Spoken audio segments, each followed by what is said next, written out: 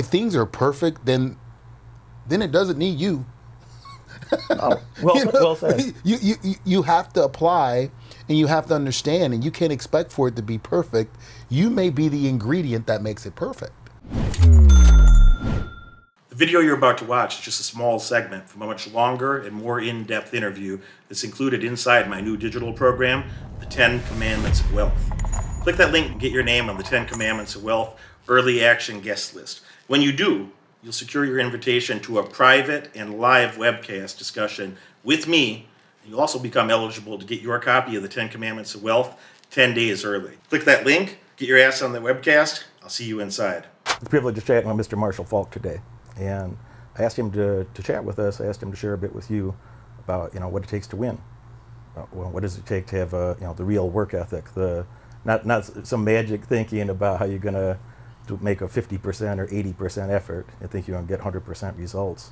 But what's the real shit that you're going to have to go through in life, the good things and the bad things, if you want to have champion outcomes.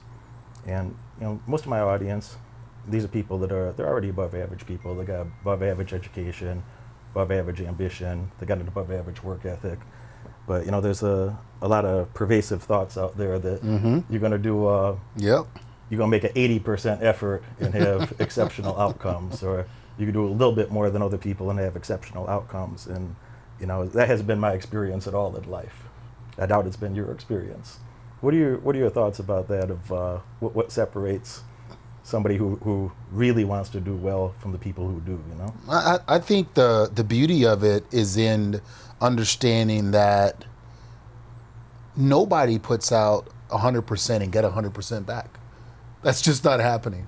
I mean, you can get lucky and an investment may hit or something like that, but for the most part, you have to be okay knowing that you're never going to get in return what you put out. And if you understand that, the whole world of investing and doing everything then becomes something that you have an advantage with, because you understand the law of averages and stuff like that. I spent 9 years in university, grew up poor, high school dropout, went to college later and learned, and I wanted to learn about statistics. I wanted to learn about, if you don't understand finance and economics and statistics, I think you're really in trouble. If you don't understand statistics, you can't calculate the probability of something. And how do you invest in something if you don't understand the probability of an outcome? That's it. Funny thing is, a lot of people, they don't want to do the nerd work like that. I know you're a very smart guy. You're All-American academic team too, yeah? I don't know the proper language, but I know you had academic awards as well as sports awards when you were in college. And I think there's a lot of people have this thought is like, well, they want everything to be perfect before they go make a serious effort. Like if I was receiving more already, then I'd work harder. If I was being more recognized already, then I'd work harder. I think something you touched on is a very valid thought of like, you got to go work your ass off before you expect to receive anything. And there's no guarantee that you ever will. That's it. And probably you won't get much. Yeah, and that's where when you get it and you understand that if things are perfect, then it doesn't need you. Oh, well said. You have to apply, and you have to understand, and you can't expect for it to be perfect. You may be the ingredient that makes it perfect. And when you understand that, and you start to work towards it, and you put the effort into it, the rewards, whatever you get, they're fruitful.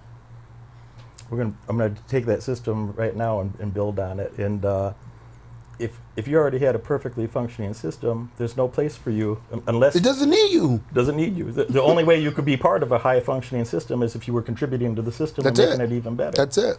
So if you want to be part of some of the best systems in the world, whatever that might be, sports related, business related, any area of your life that you want to be part of a high functioning system, you're going to have to be competitive in a way that you're going to be able to add more to that system than anybody else could. And if somebody else could add more than you, probably they're going to take that spot, not you. And people that don't want to behave that way, don't be disappointed when you don't have the outcomes that you're dreaming of if you're not willing to put in that work. And a thought that I've had a lot that I've experienced in my life, and a lot of other high-performing people that I've spoken with, affirm this, is like when when you're having your big fight in the UFC, or if you're on Super Bowl day, are you physically in 100% great shape? Is everything 100% beautiful? Or my theory is that a person that's smart enough to be in that spot, that they had the, the neural pathways built in to do the things necessary to get themselves in that spot, they also accumulated some injuries along the way. Oh, without a doubt. You're going to have to fight through some liabilities, and there's a balance in any athlete's career that, by the time you're smart enough to do certain things, you're starting to accrue some liabilities, and there's a balance there between physical ability and mental ability to go get an outcome. Yeah, and you want to be in when you're getting ready to compete. What does 100% look like? Like what does being in the best shape look like? And you have to be realistic with that. And a lot of people, they're usually not. I think about after I played my first NFL game, I could never play a game like that again. It's like, hey, the bumps and bruises, it changes you. And that change, it's a car. When you buy a car, there's a reason why the minute you drive it off the lot, if you bring it back, it's less. It's worth less. There's a depreciation factor on everything. So don't expect things to be perfect. Take what you have and make it perfect.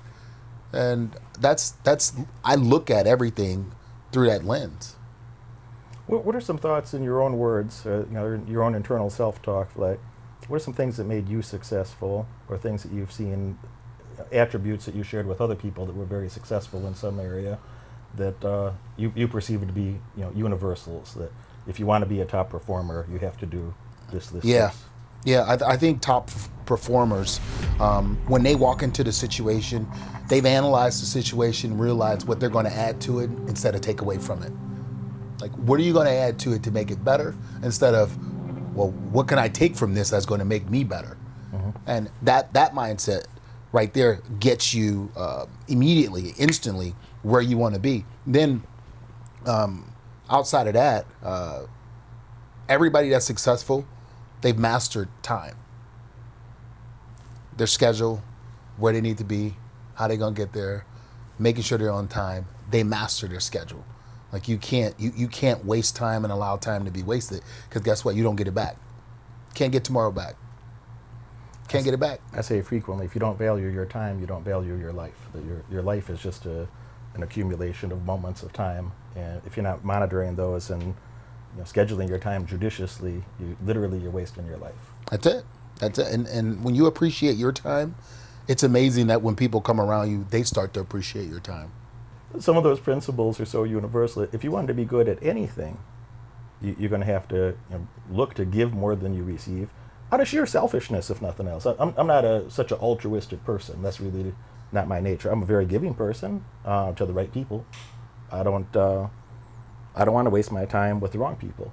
But you have to be willing to do more. You have to be able to contribute significantly to somebody else's life before you'd ever consider that they should give a shit about your life or what you want or whatnot. And I think that's a very wise soundbite, a very wise a piece of wisdom to put in your head if you're watching this. Like, out of sheer selfishness, if nothing else, out of sheer selfishness, you should look to contribute. Like, you're not going to be in an environment that you're not contributing to. You can't be part of a high-level team. You can't be part of a winning environment that you're not adding something to and making it even better. Because the people that are top performers in any area, they don't have time for somebody that wants to take something away. And there's 1,000 people. I got a few million followers on Instagram, and literally 1,000 times a week, somebody writes me, "Promote my story, sir. Get me 10,000 followers, sir." Like, people you never met in your life, Hey. People call me and ask, or text me, ask me for money. Send you a link man. to their PayPal. That's the world today. That's the world today. I'm sure you have your version of this. Oh, yeah. People you never met in your life that want something. Yeah. They're like, man, who are you? You got people trying to friend you on Venmo. Like, how do you get a friend on?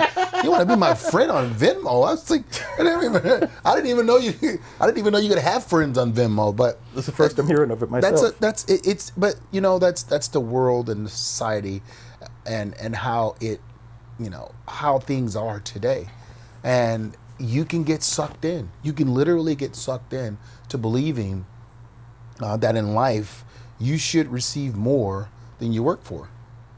It's going on today. it's a popular thought right now. Yes. I think it's an asinine thought, and I think the people that think that way are pervasively going to have terrible outcomes, as they deserve. And here's the thing. It's like everybody wants to do the least and get the most. Like we're all trying to maximize getting the most. And, nobody's saying, hey, I want to do more work and earn less. That's not what it is. But nobody's saying do nothing to get something. Do the least. Do the minimum, make the most. That's what you want. You're maximizing your ability to make money or to earn income or to get whatever it is you're getting. But nobody said do nothing and then make the most. This is the primary tenet of economics, of the academic study of economics, is that how could you have the best outcomes utilizing the resources available to That's you? it. But the number one resource available to you is, many times is determination, is to set your focus on a goal, set a goal that's realistic enough that you could get it, but a stretch that you're going to work your ass off for it. And that would give you the confidence, the competence that you would develop to attain that goal would give you the confidence to then set a goal that's a bit harder and a bit harder. Well, I always look at goals, and I've never really set a goal that I felt like I could hit. Yeah. And by hitting it, it's like, wow, I hit this goal. I mean, if my goal was to, hey, I'm gonna come in the office at 8 o'clock, 5 days a week, that's low hanging fruit. It's like, there's nothing stopping me other than me from doing that. Derek Moneyberg presents the 10 Commandments of Wealth. In my adult life, I haven't been afraid of asking for help, all through people who are kicking ass and doing it. Not through books necessarily, not through these things, but through the people who are actually living it. 20 interviews from the clients, 10 training modules, the 10 Commandments of Wealth, the 10 things that you must know to create some wealth. Champion interviews, champion after champion after champion. The best fighters in the world. Even as an amateur, as a teenager, I was already sparring with, championship level fighters. And I think we'll get along really well because we have the same mentality. I'm very hard to trust someone. Your life's already paid for. Why do you go out of your way to make a relationship with me and go through these mentoring courses? When I first heard about your course and it became available, for me it was a God-given opportunity. I actually felt very, very blessed. You can't help people who don't want to be helped. So we only want to be around the ones that want to be helped. Most people didn't inherit the wealth, and those who are at a higher level and see someone like grinding and wanting to get up in life, we'll help you up as long as you want to be helped. Can you be a good investor if you can't read the quarterly statements, annual statements? It's impossible. How do you know what you're investing in? How do you know what stock you're buying? How do you know what it's worth if you can't read those financial reports? I made more this last year than I've ever made in a given calendar year. The Moneyberg programs helped me to increase my entrepreneurial income by 349% from 2020 to 2021. Furthermore, the real estate riches increased my rental income by 33%.